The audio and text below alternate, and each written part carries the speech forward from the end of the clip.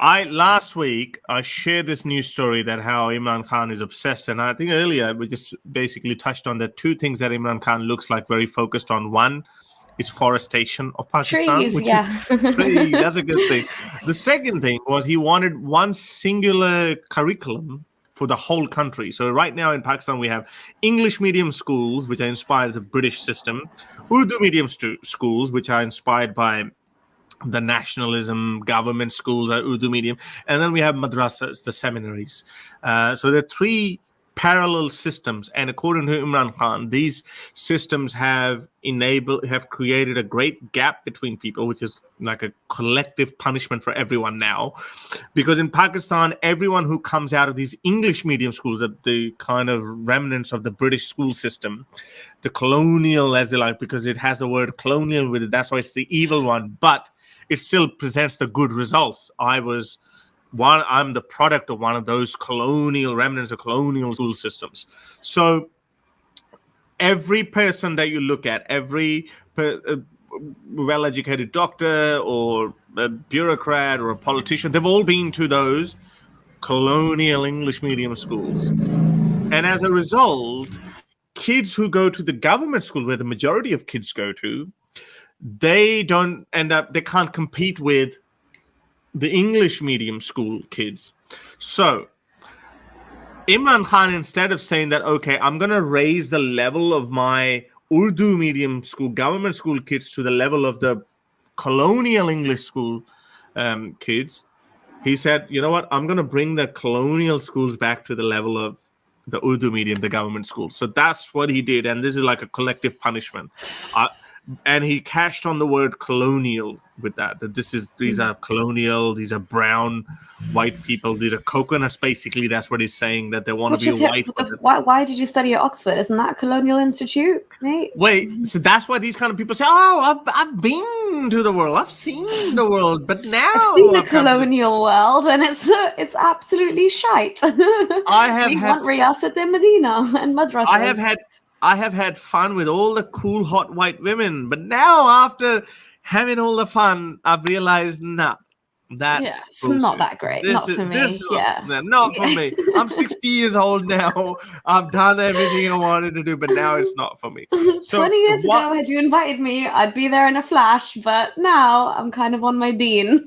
But the funny thing, Nuria, is, even he was going through this born-again Islam kind of thing in the 90s, even then he married Jemima.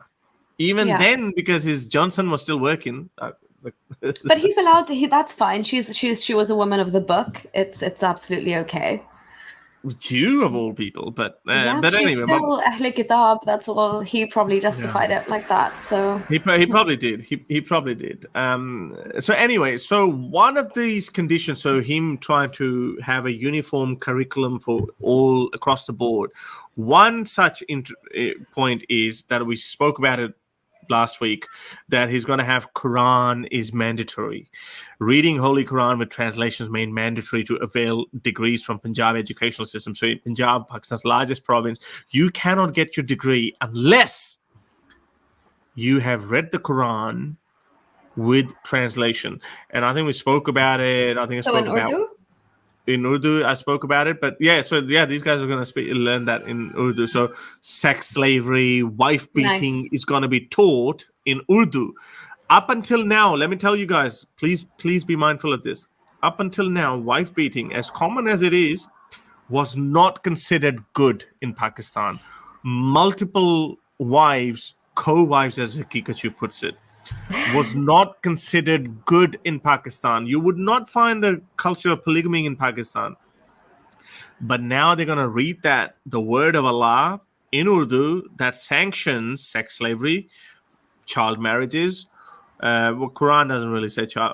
It does. Prepubescent girls who have not menstruated, it sets it up. Can be divorced. It does. And Aisha's marriage, anyway. Yeah. No, but that's another. But that's not the Quran, though. But the prepubescent but when you say prepubescent girls and then you see the Prophet's action, how are you going to say that's not child marriage? You can't get out of that. That's a very difficult one. You can't.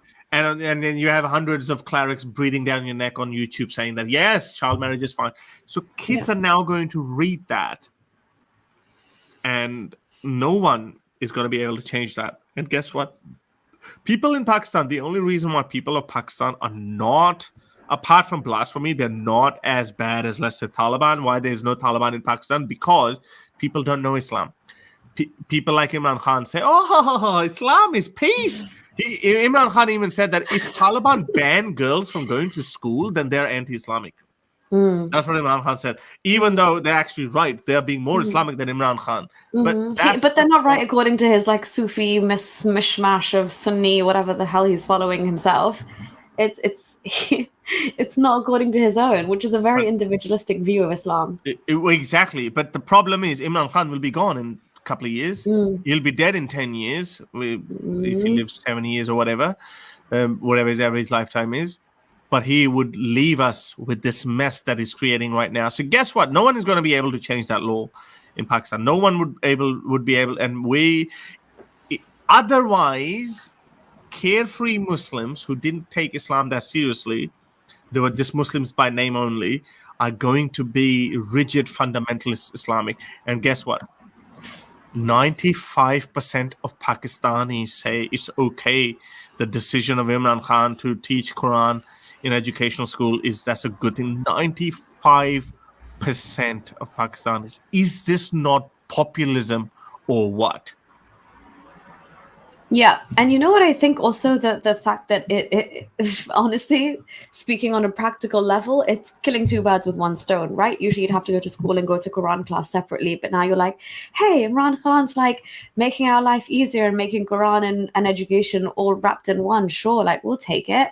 We don't have to pay separately for like Qari Sabs or whatever they're called there. Like you don't have to pay specifically to go to a madrasa or have online tuition for Quran. So I think a lot of people were just that's a tick box anyway for what their kids have to do in life. I mean, it was for my family as well. Reading Quran is something that's just, you go side by side with your education anyway. You have to read the Quran in Arabic. So it is also very practical for a lot of these Pakistani. Even if you're moderate or liberal, you would still want to give your child some exposure to Quran. And the extremists would love it anyway. The heavily conservative would love it. But the liberals would think, oh, okay, yeah, two birds, one stone. But they don't understand the detriment it's having or the impact it's having on the actual education system and the time it's taking away from like real educational subjects that could actually, teach you to think critically and do all of these things. But the translation part is good because not every single person is the same. Somebody is going to read that same verse on sex slavery and someone's going to be empowered by it and think they're entitled and they have the right and it's sanctioned by God.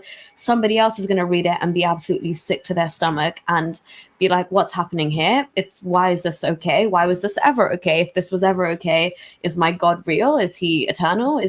They will have all of it. So you'll have a mix of reactions, I think, but I would much, much, much rather they read it with translation rather than devoid of translation, because devoid of translation is where problems occur. I was sitting there, I could be rocking back and forth, reading Arabic and memorizing it, saying stuff I don't know. Once I read it, once I saw that stuff in English, I'm like, oh God, I would never say that again. I agree with you, but very quickly, I want to make this point and then wrap it up and move to the last caller. I have been debating about this. I think when I first heard about this about a year ago, I said that maybe it's a good thing because now all these Pakistanis who think that wife beating is bad, child marriages are bad, multiple marriages are bad, sex slavery is bad. Maybe when they actually see that for themselves, because now when we say that we're Hindu agents, we're Israeli agents, but when they see it for themselves as a part of their course, humanity of them will wake up and they'll be like, nah. But then there's another point of that. There's another side. So that's wishful, could be wishful thinking, but there's another side of that. But that is a process of indoctrination. We have seen that even if you tell children that it's okay to beat people or torture people, if you tell them long enough, then they start believing in that. So could that be the case with Pakistani kids who were otherwise not that fundamentalist, but now when they see that, they're going to become fundamentalist? I say it might not be like that as it has been in the past, or we can't use it because now we have social media, because every time when a kid sees that, he's going to see us. He's going to see us that we're ripping that to shreds and we're talking about it. How do you see that part? I know you just said it, but in light of this nuance that I just added, that in the past people have been taught atrocious things as good things. Like we've got this communism, Goebbels propaganda, and all of that. How do you see that? Do you still think it's a good thing or a bad thing? And if it's a good thing, then how do you say justify one way or the other?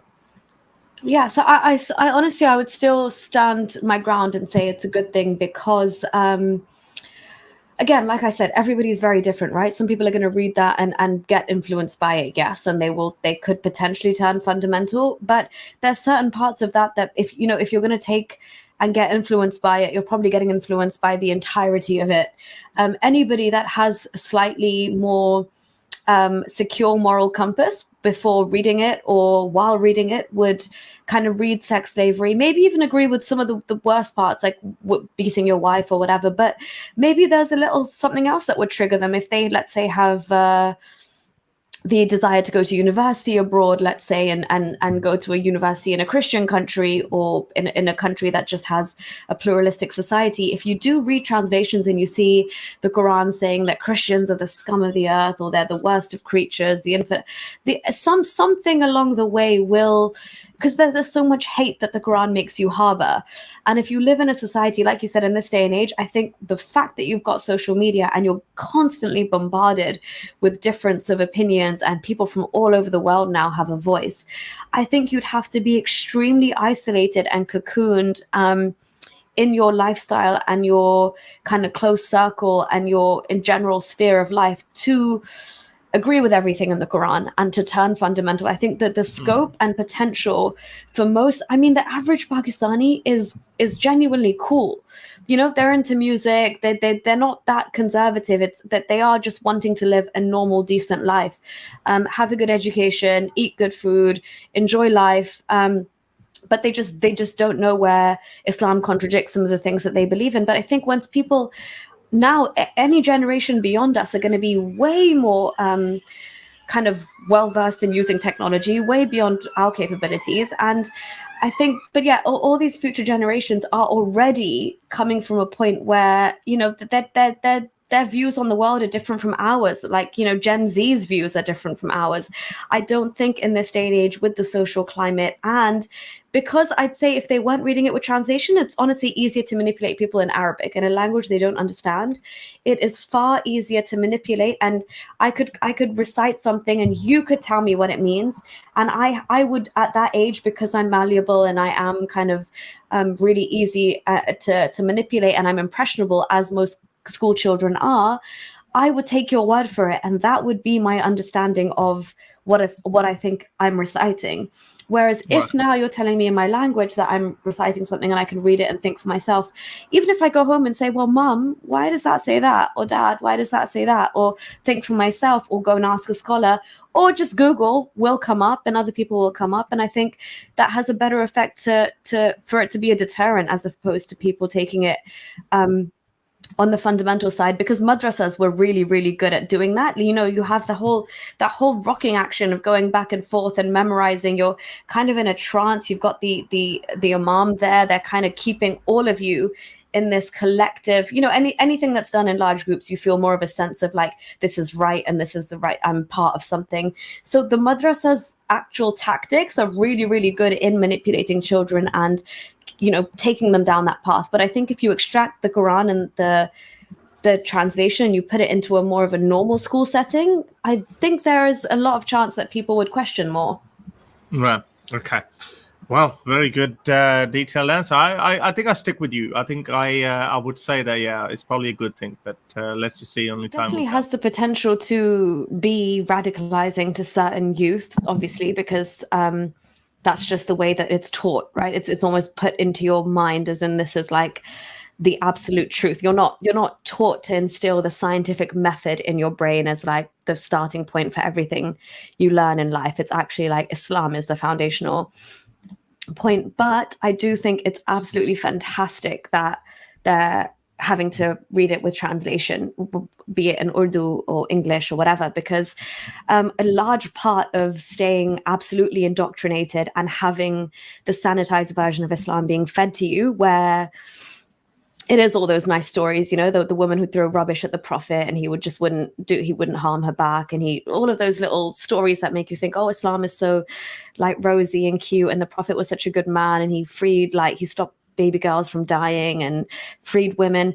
But once you actually read the scripture by yourself in your own language, I think for younger, more questioning members of society, you will be, especially if you're learning side by side with that, and you're learning, actual, like you said, there's a lot of British hang-ups left in the educational system, which are remnants of it, which actually demand a higher level of intellectual, what's the word? Just it's real education. So you can't be studying things like medicine on the one hand and then reading these verses and being like, oh, that's absolutely fine. At some point, at some stage in your life, you're going to be studying and reading the translation of the Quran, and somewhere something in your brain will just say, this doesn't sit right, like this is awful, there's a discrepancy here.